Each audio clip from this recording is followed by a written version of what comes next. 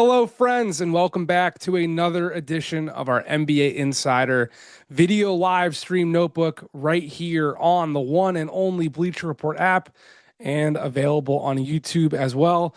My name is Jake Fischer, your resident NBA Insider for all things Bleacher Report, and we are coming to you today live Tuesday, December 16th at 5 p.m. Eastern Time, right around the close of business day, and it does not look like we are going to get any trade across the NBA by today's end, which is the official re-aggregation deadline. And what does that mean? That means that deadline is the deadline, the buzzer for teams to make trades with a player, acquire a player, and then be able to trade them out with other outgoing salary, combined outgoing salary, either the day before the deadline or the day of the trade deadline, which is why last year we saw two trades on December 15th. We first saw the Brooklyn Nets send Dennis Schroeder to Golden State, and then we saw the Indiana Pacers fill a need at center with Thomas Bryant. I'd say that Golden State trade a year ago, that was more important to happen right now before the reaggregation deadline, because the Warriors were at the time looking for a stopgap, a problem solver for a creator, a ball handler, and a playmaker for when Steph Curry was going to the bench. They were looking for someone to uplift their offense and potentially have that someone be traded yet again for a bigger piece down the line. And of course, come February of this year, 2025, last season, we saw Golden State flip Dennis Schroeder again for Jimmy Butler. So it doesn't seem like we're getting any of that activity today. However, flash forward to where we are, Golden State is still in that position even after acquiring Jimmy Butler. Well, we're not really going to talk about Jonathan Kuminga today because he's not trade eligible until January 15th. But Golden State is definitely a team that we're going to be monitoring all March up until the trade deadline over the next 2 months, because they have Jonathan Kuminga's salary. He's been out of the rotation, completely getting DNPs moving over the last little stretch here. The Warriors definitely want to improve. I'm seeing in the chat already, we've got Olivia Norwood saying Giannis to Golden State. Zeke 1534 says Giannis to Memphis. And let's just take it right there to our first topic on today's rundown. The Greek Freak, Giannis Antetokounmpo, and the Milwaukee Bucks, where I'd say that is number one, the headline of this trade season. We've been talking about it for some time now. We've kind of been talking about it since this past summer. And ultimately, the entire NBA is waiting to figure out whether or not the Milwaukee Bucks or Giannis are going to end what lead executive told me earlier this week is called, that they're framing it as a staring contest, where the Bucks are doubling down, tripling down, and saying that they are not going to entertain any incoming trade inquiry, interest for Giannis until Giannis asks out. And the reality is Giannis ain't asking out either. So until this staring contest breaks, until one of these sides blink, for now, as I reported in pretty great detail today at the Stein Line, my joint Substack effort with the Hall of Famer Mark Stein, Milwaukee is calling other teams and messaging that they're looking to be buyers right now, that they want to kick the tires on players like Zach LaVine, on another player that they've liked for several years now, Jeremy Grant in Portland. There's some other guys that we wrote about on the Stein Line. Check that out today. Again, article came out, markstein.substack.com. Now it's going to be difficult for Milwaukee to really find a pathway to add someone who is a legit game-changing talent, because they only have an unencumbered first-round pick as soon as 2031. So that's not soon. That was a turn of phrase. That is way off into the future. They have all these swaps owed to Portland still from that Damian Lillard trade. They have their pick tied up in the big deal with Atlanta and New Orleans with the original trade for Drew Holiday that helped the Bucks win the 2021 NBA championship. So there is not exactly a lot for Milwaukee to go out and acquire. It's going to probably, for them to get a real game changing talent, it's going to probably have to be someone who's considered on a negative value contract, like a Zach LaVine, like a Jeremy Grant. They've had interest in Andrew Wiggins for some time as well. But for now, we are waiting to see whether or not this is just a Milwaukee effort or this is going to be the case for the Bucks from now through February, because we already had the Giannis to Golden State, the Giannis to Memphis in the chat. Golden Scout is saying there are about 3 or 4 teams that can match Giannis' interest. So it's high to see Giannis. It's hard to see Giannis in a different team. That's part of this too. The East is wide open. And even though the Bucks are 11-16, and I've seen the comments in the chat about how Milwaukee has been pretty dreadful when Giannis has been injured, you can squint if you're pretty much any team in the NBA, in the Eastern Conference, that is, that has legitimate all-star level talent, and say, we're one piece away from launching back up the standings and getting into the playoff picture. And then who knows? Because there is no Indiana, there is no Boston, although the Celtics are making a strong little push here over the last 2 weeks. They're still down Jason Tatum, and they don't really have too many avenues to get so much better. We'll be monitoring Boston and Anthony Simons for the next several weeks, but for now, I think the Bucks see themselves as just another team that is one little tweak, one little improvement away from potentially being as good as any other team in the East. Ty Windish is asking, are the names in the article currently sought after by the Bucks or players they've liked in the past? It's a mix of both. It is a mix of both. And I think by the end of the day, those could be pretty much like the only really types of names that Milwaukee can go after anyway.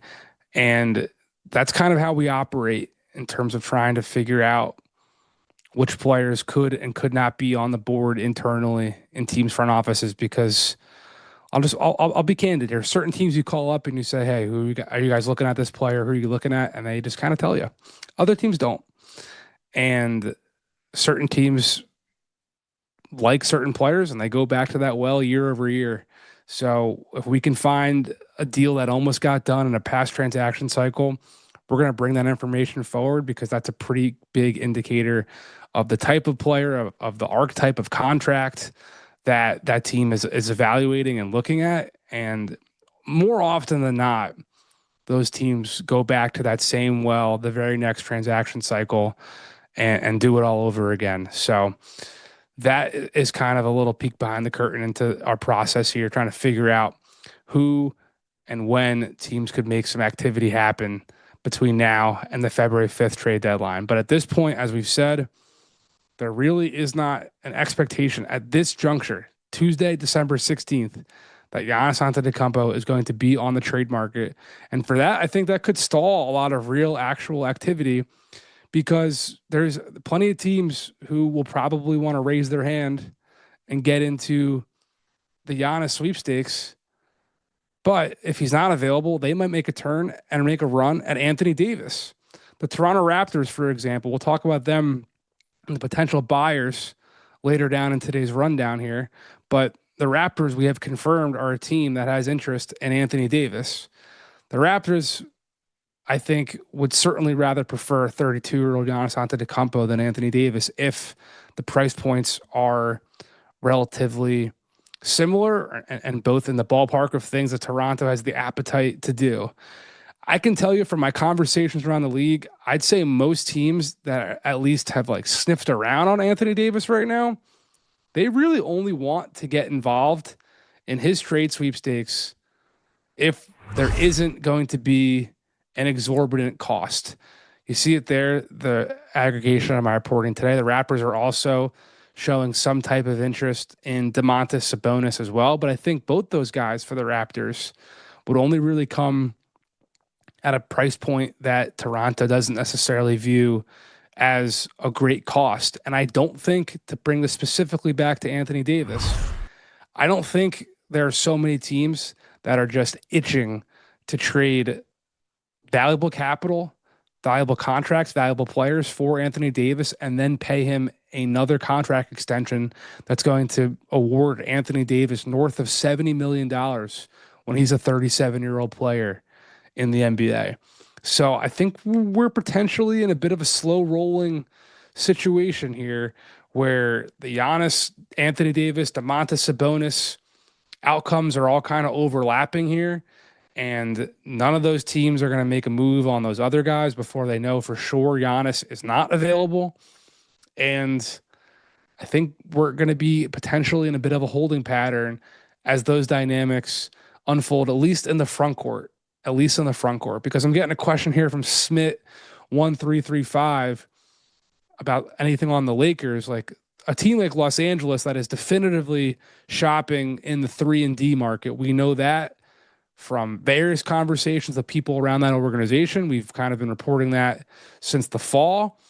The Lakers are not going to be held up looking at the Trey Murphys and the Herb Jones and whichever other, Andrew Wiggins, whichever other 3-and-D wings that they're looking at because of the big man market. They're going to be held up by factors like the Pelicans, at least presenting that they want a major price point for either Herb Jones or Trey Murphy to this juncture. But if you are a team like the Indiana Pacers, that's also a team that's looking at big men.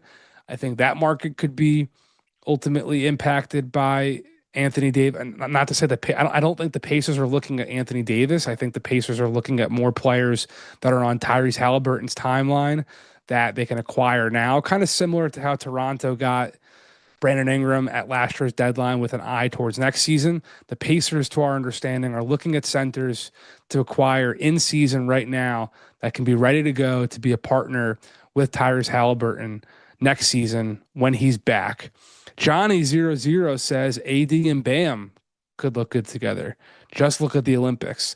That's an idea that I actually am a big fan of. But again, I think if Miami does end up showing legitimate interest in Anthony Davis, the Heat are without a doubt a team that's been monitoring Giannis Antetokounmpo for years now. We talked about this last week. I've written about this previously, that the Heat were on Giannis' short list in 2020 with the Dallas Mavericks of situations that he was looking at in comparison to Milwaukee before the Bucks signed Jrue Holiday and Giannis signed a Supermax extension.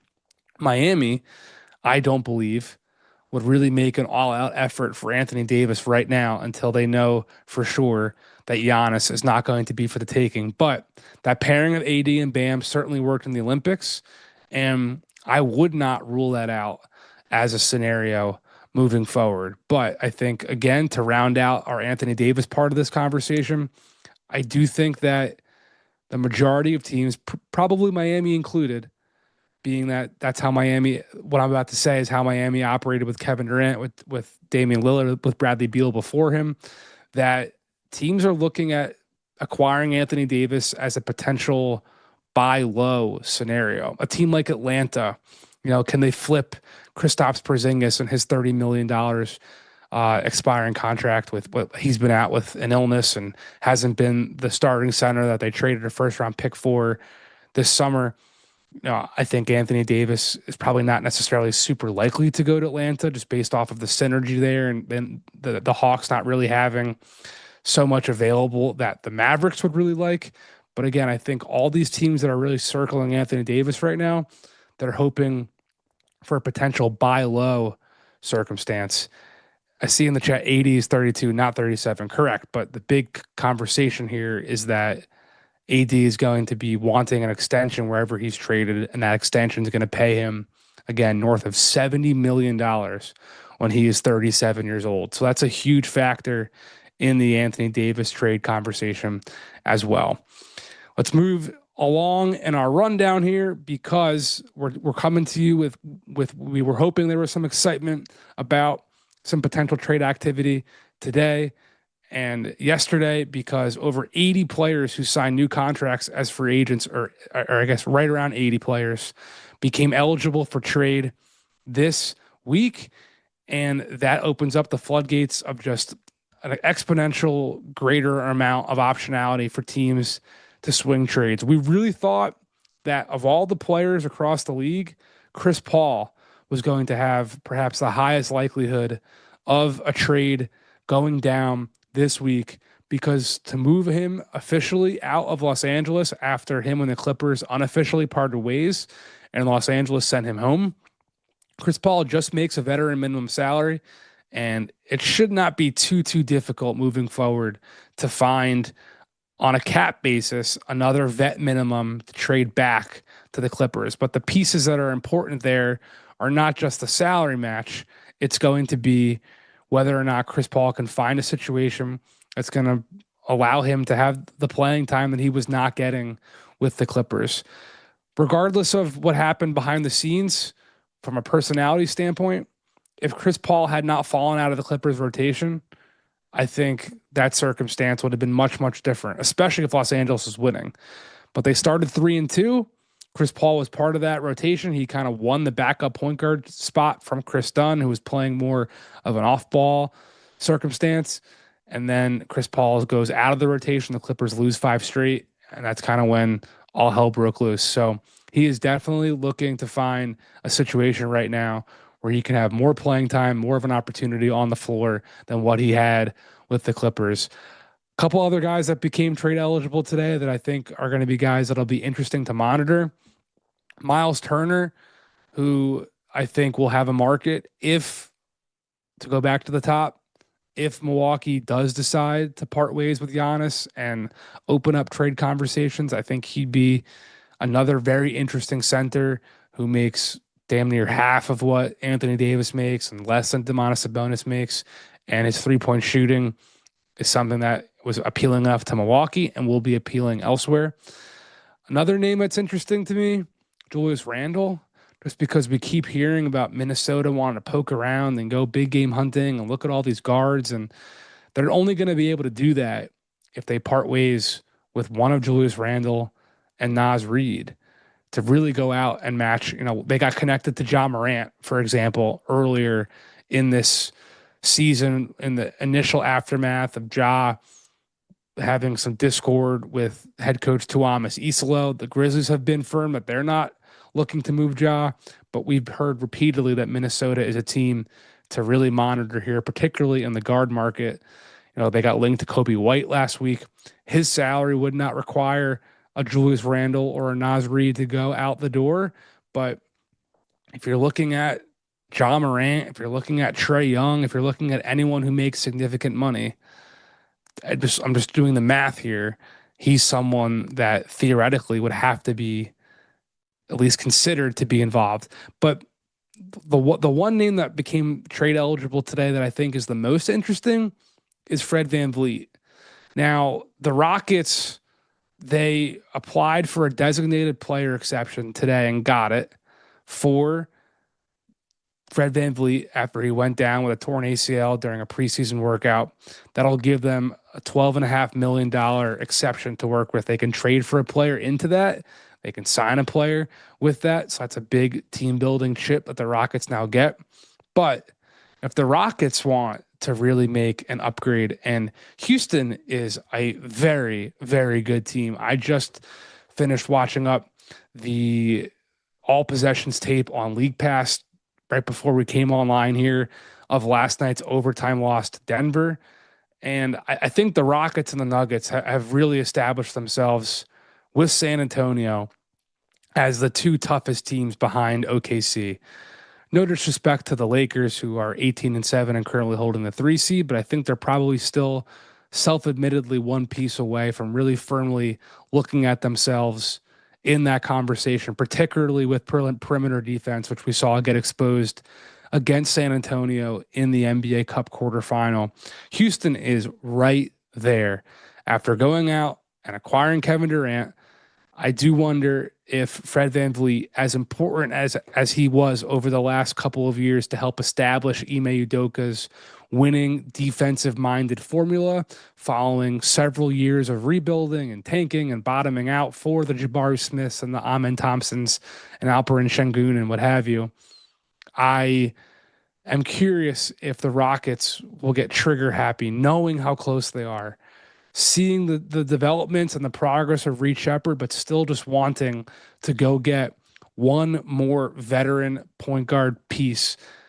It's an interesting domino that the Rockets could play that could really impact a legitimate Western Conference contender that night after night is in dogfights even when they're losing.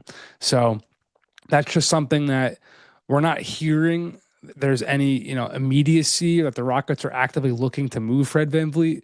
But if you're looking for someone who became eligible to be traded today, who could have some real impact on the title race, look no further than Fred VanVleet and the Houston Rockets. Because the Rockets, I think, have been in the conversation of buyers ever since they mortgaged Dylan Brooks, Jalen Green, and the number 10 pick in June's draft for Kevin Durant. And with even the fact that OKC has started off this season 24-2 after that semifinal loss to San Antonio, looking like a team that's going to threaten the 73-9 Golden State Warriors. There are plenty of teams both in the West, but particularly in the East, that are shaping up into buyers. And I think the East is loaded with teams that really want to buy because of how considered open the Eastern Conference championship picture is. And that starts with the fact that the Detroit Pistons, who are 20-5 in the number one seed, as good as they are and as impressive as they have been actively signaling and communicating around the league that the Pistons are not looking to make any aggressive move. So not only does that mean that teams necessarily don't think of the Pistons as a clear-cut runaway favorite, but that favorite right now is not looking to get better. So Toronto, who's 16-11, that we've talked about already, that is looking at Anthony Davis and Domantas Sabonis, and who's to say who else so far. They, I think, are going to be a real factor at the deadline, just like they were a year ago for Brandon Ingram. But their appetite of how aggressive Toronto is going to be under new lead decision maker Bobby Webster, I think will be dependent upon closer to the end of January, just how good Toronto remains. They've been a bit up and down. The offense has taken some steps back with RJ Barrett injured, which is interesting because Barrett is definitely a major salary piece that could theoretically go out the door. He was someone that his representation was prepared for a potential RJ Barrett trade as recently as this past summer. So what do those conflicting factors mean ultimately for how Toronto will proceed forward here? I think the Raptors are evaluating everything moving forward, but they are definitely sending out some early signals that they are going to look to capitalize on how good this team is and how open the Eastern Conference is currently. The Miami Heat, I think, are right there as well. They have kind of stumbled a bit after they claimed as high as the 4 seed a couple of weeks ago, but the Heat have plenty of movable contracts from Andrew Wiggins to Tyler Hero, who did not get extended this fall. They've got Khalil Ware, Nikola Jovic, Jaime Jaquez, multiple first-round picks that could theoretically put them in the conversation for any player, whether it's Giannis, whether it's the Anthony Davis thing we talked about earlier, whether it's something different entirely. Miami is always looking to be improved, and especially when they are looking as a real playoff threat, which their offense has kind of been a bit of a storyline this season with that assistant from Memphis, Noah Roach, coming in and advising them on more of a free-flowing isolation style. Other teams are starting to figure that out a little bit. So maybe Miami does look to mix things up and try to have more of a pick and roll situation or add more players who can help combat the maybe predictability of their offense. But we talked about Milwaukee at the top. I think there's a lot of teams in the Eastern Conference that are looking to be buyers moving into this upcoming trade season. To be a buyer, you need sellers. And there's no bigger seller right now than the Sacramento Kings. We've been talking about them for several weeks now, where Domantas Sabonis and DeMar DeRozan and Zach LaVine, Malik Monk, those are all going to be guys that are certainly for the taking. The Dallas Mavericks are absolutely shaping into a seller. Of course, we've been talking about Anthony Davis ad nauseum, but Daniel Gafford is someone that I think is going to have a lot of interest around the league as well, and might even be the most likely Mavericks player to be dealt because of his very manageable $18 million average annual salary and he's someone who kind of is in the middle of his prime that could be a pretty seamless fit timeline wise for a lot of teams in the playoff mix. We have already written and reported that he is someone on Indiana's radar. The Brooklyn Nets have plenty of guys to sell as well. They have Michael Porter Jr. at the top from a salary standpoint, and I have not heard anything about him yet, but the way he continues to shoot the ball, he's obviously a former champion from his time in Denver. I just wonder if there will be a team that looks around and looks at Michael Porter Jr. and decides that his talent is too abundant to not make a real approach for him. Down the list, you've got Nick Claxton. Haywood Highsmith should hopefully return at some point soon. He's got real Eastern Conference Finals and Finals experience that, if healthy, some team will look to add him at below $6 million. But lastly, today I want to touch on probably the most interesting trade candidate in Brooklyn, and that is fourth-year guard Cam Thomas, who, of course, has entered this season on his one-year qualifying offer. So he's got a no-trade clause in theory, but Cam Thomas, I think, would be happy to have an opportunity anywhere outside of Brooklyn that would potentially bring him to a new home, that could bring him an earning opportunity that has not existed in Brooklyn. I will say that, to bring this back to Malik Monk, who we talked about in Sacramento, the league just does not have a high opinion right now from a salary standpoint, from a trade math standpoint, what type of assets you'd be willing to give up for players that are considered high volume bucket getters.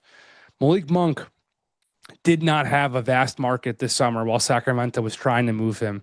If you recall, he was involved temporarily in a sign and trade concept with Detroit when the Kings came to an agreement with Dennis Schroeder. Same thing with Norm Powell. Even though he's doing super well in Miami, he's putting up all-star numbers again, just like he did last year for the Clippers, there really wasn't so much interest for Norm Powell when the Clippers were looking to move him this past summer, because the Clippers did not want to pay him a contract extension and did not offer him one at all. So I won't be surprised if there isn't a robust market for Cam Thomas.